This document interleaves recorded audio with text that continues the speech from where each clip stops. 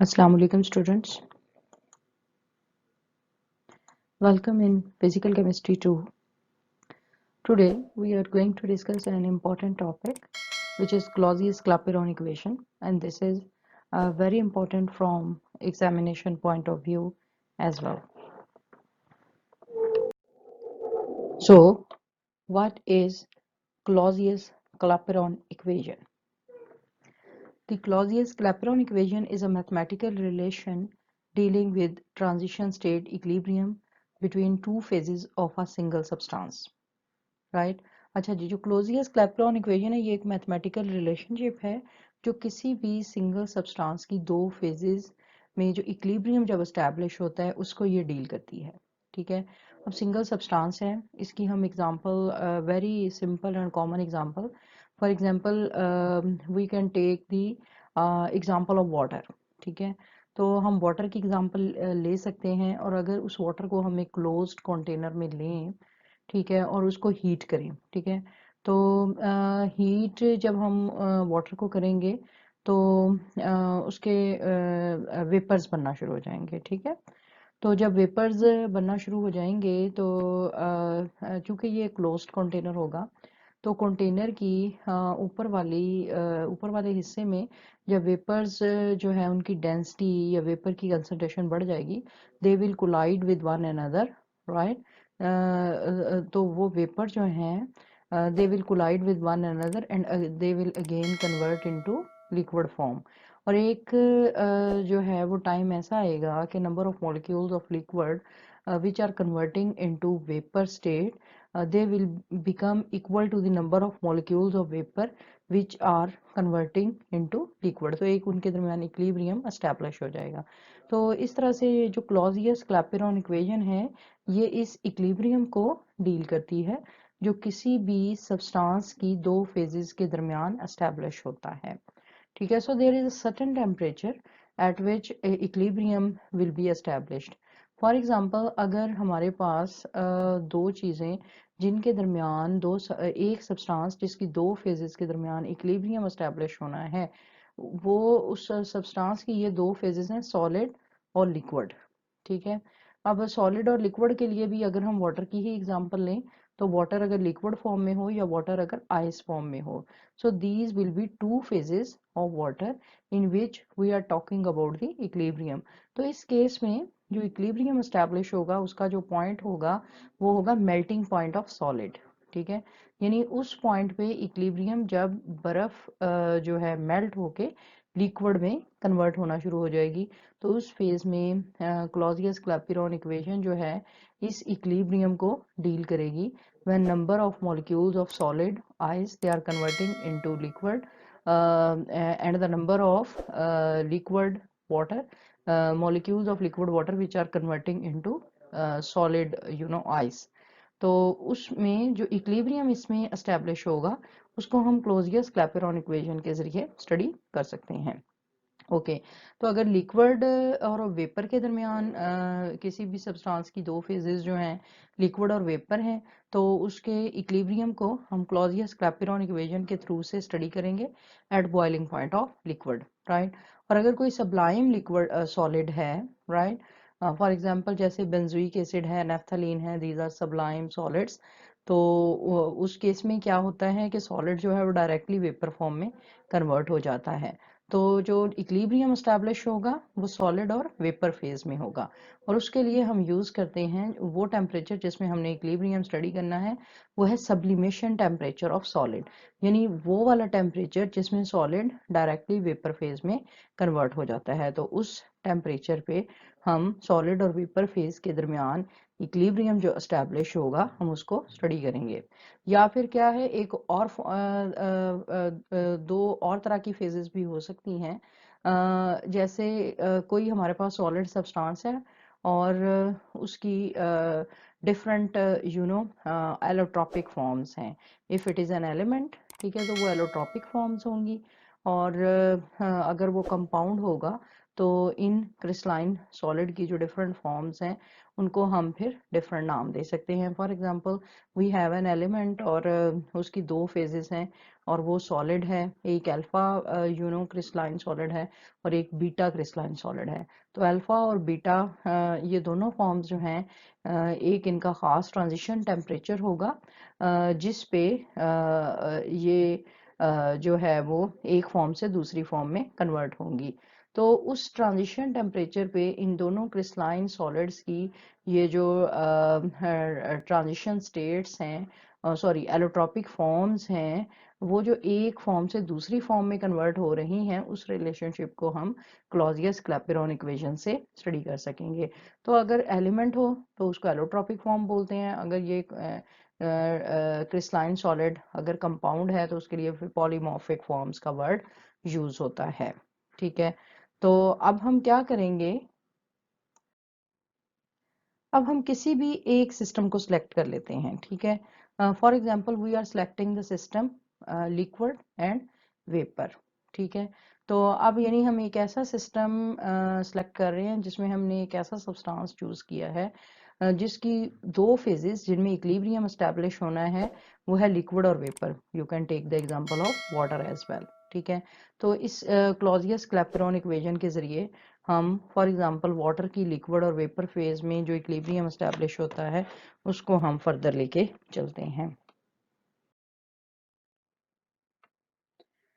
Okay, since system exist in equilibrium state, so free energy of the process is right. अब चूंकि अब इस सिलसिले में क्या है कि number of molecules of liquid which are converting into vapour, they are equal to the number of molecules of vapours which are converting into liquid.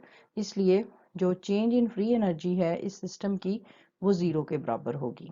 ठीक है, अब चेंज इन फ्री एनर्जी से मुराद क्या है, यानी डेल्टा एफ से क्या मुराद है। जहां भी ये डेल्टा का वर्ड यूज हो रहा है, it means we will have two phases and here the two phases they are the vapour and liquid phase. ठीक है, और इसमें ये फ्री एनर्जी जो है वेपर ये हम पहले लिखेंगे minus free energy of liquid, this is equal to zero. ठीक है, जैसे F2 माइनस F1 होता है, तो F2 आप कह सकते हैं यहाँ हम फ्री एनर्जी ऑफ वेपर ले रहे हैं और F1 जो है वो हम फ्री एनर्जी ऑफ लिक्विड ले रहे हैं। चूंकि सिस्टम इक्विलिब्रियम स्टेट में है तो free energy of vapour this will be equal to free energy of liquid, delta F जो है जीरो के बराबर आ जाएगा। तो ये फिर आगे वही चीज हमने लिख दी है, यानी F V minus F L this is equal to zero, या फिर आप इसको इस तरह से लिख सकते हैं कि F V this is equal to F L. Suppose temperature is raised from T to T plus dt। अब ये dt मैंने आपको पहले भी बताया हुआ है, ये किसी भी ये जो कोई भी प्रॉपर्टी होती है उसमें जो स्मॉल चेंज होता है उसको हम d से रिप्रेजेंट करते हैं।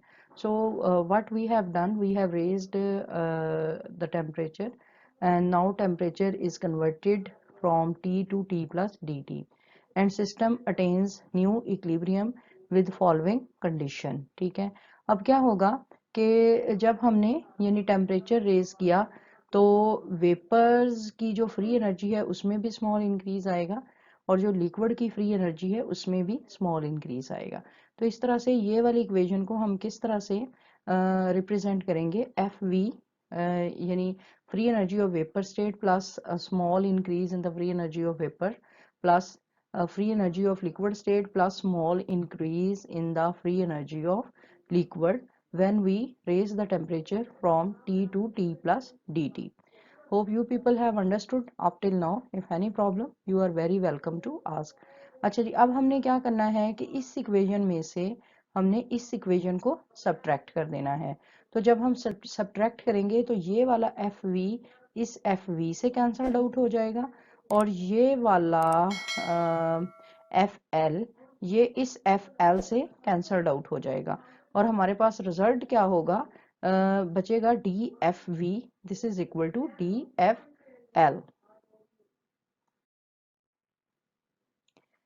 Since Gibbs free energy is a function of temperature and pressure only, so total change in free energy can be written as Now we have this equation, right? And in this equation, this F, this is called Gibbs free energy, and this Gibbs free energy, this is a function of temperature and pressure. इसका मतलब ये है कि Gibbs free energy जो है ये change होती है with respect to temperature and pressure. तो अगर हमने total change in free energy जो है उसको हम किस तरह से फिर राइट कर सकते हैं, considering the change in temperature and pressure. अच्छा, तो जब हमने इसको फ्री एनर्जी के ऊपर अप्लाई करना है तो हमने क्या करना है कि एक दफ़ा हमने change in free energy of vapour को स्टडी करना है with respect to pressure, right. And ये जो सबस्क्रिप्ट में टी है, इसका मतलब है कि यहाँ पर टेम्परेचर हम कांस्टेंट लेंगे एंड फ्री एनर्जी में चेंज हम स्टडी करेंगे विद रिस्पेक्ट टू प्रेशर। ठीक है, तो उसको फिर हम इस तरह से इस इक्वेशन को लिखेंगे, यानी हम कहेंगे curly F V. Curly, as I have already told you, ये करली वी रिप्रेजेंट करता है small change in free energy, और ये वी जो है ये वेपर को रिप्रेजेंट करता है। सो what we will say curly F V divided by curly P at constant temperature, और फिर ये डी पी आ जाएगा because we are studying the change in free energy with respect to change of pressure. ठीक है, और temperature हम constant करेंगे, तो हम कहेंगे small change in free energy of vapour state with respect to small change in pressure at constant temperature. ठीक है, और फिर ये डीपी का फैक्टर जो है ये जब हम डिफरेंशिएशन करते हैं तो ये डीपी हम अलग से लिखेंगे, इसका भी मतलब है चेंज इन प्रेशर। प्लस हमारे पास आ जाएगा करली एफ वी।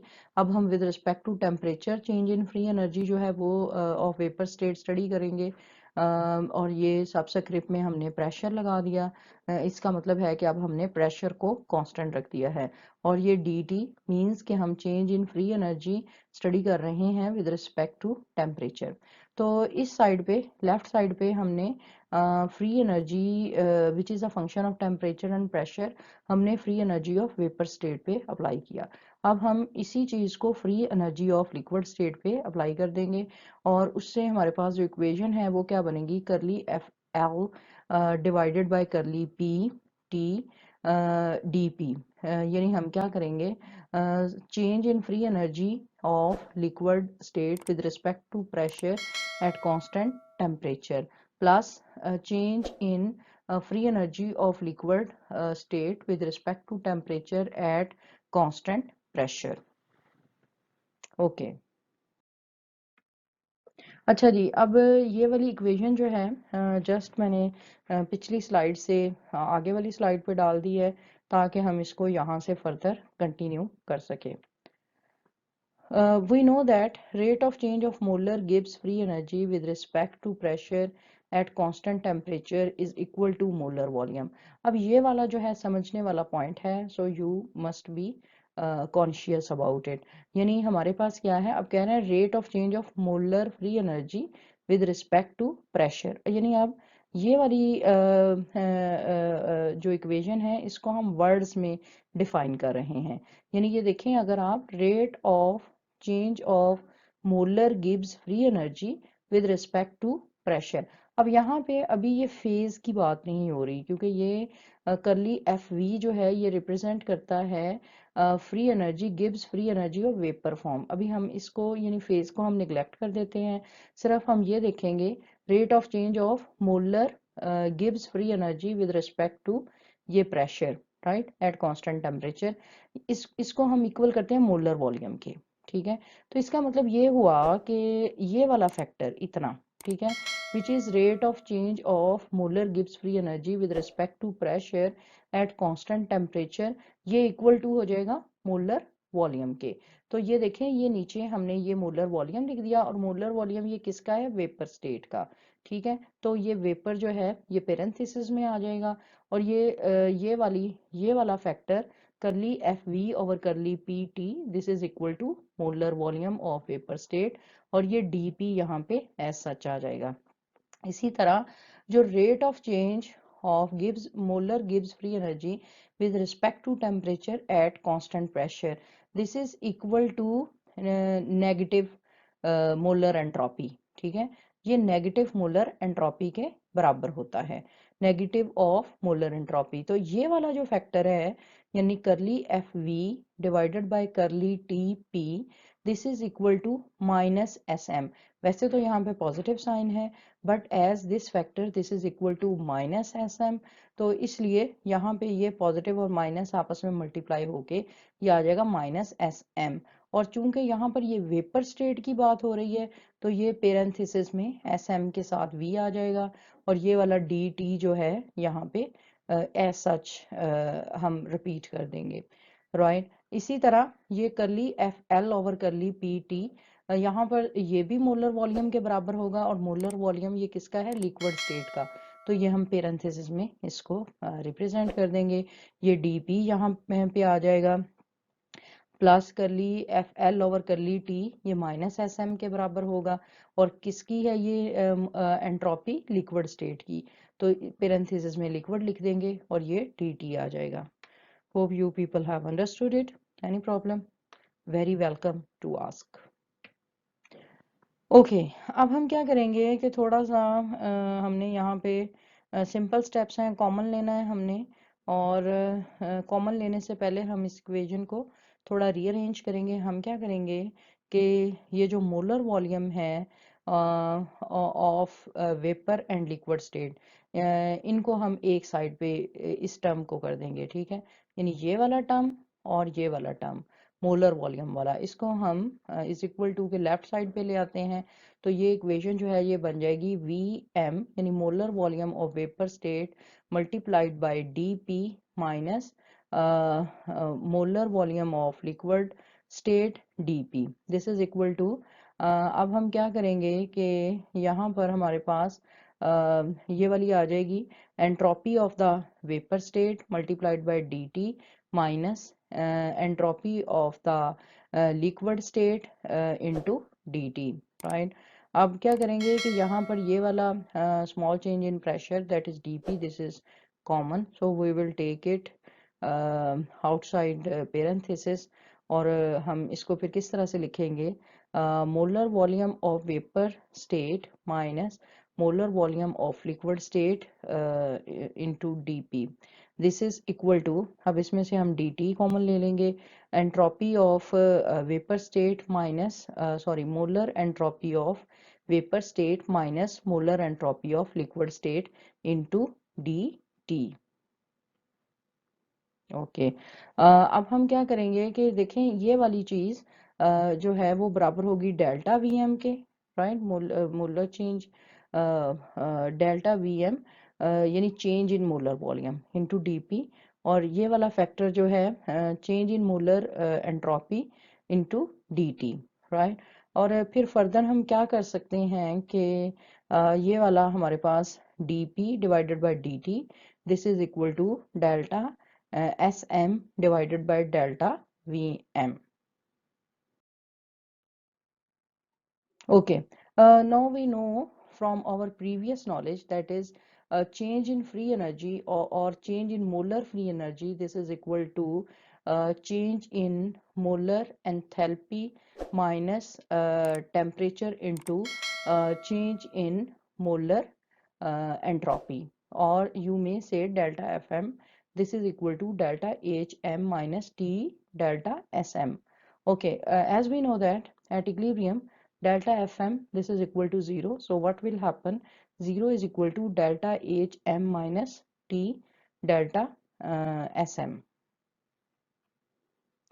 अच्छा जी, अब इसमें से अगर हम इस इक्वेशन में से हम डेल्टा एस एम की वैल्यू अगर निकालें, तो ये किस तरह delta S M this will become equal to delta H M divided by T.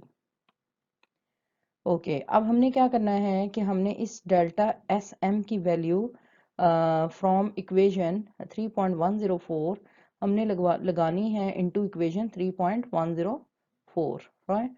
यानी इस इक्वेशन में से डेल्टा एस एम की वैल्यू हमने इस इक्वेशन में लगानी है, ठीक है, इस इक्वेशन में।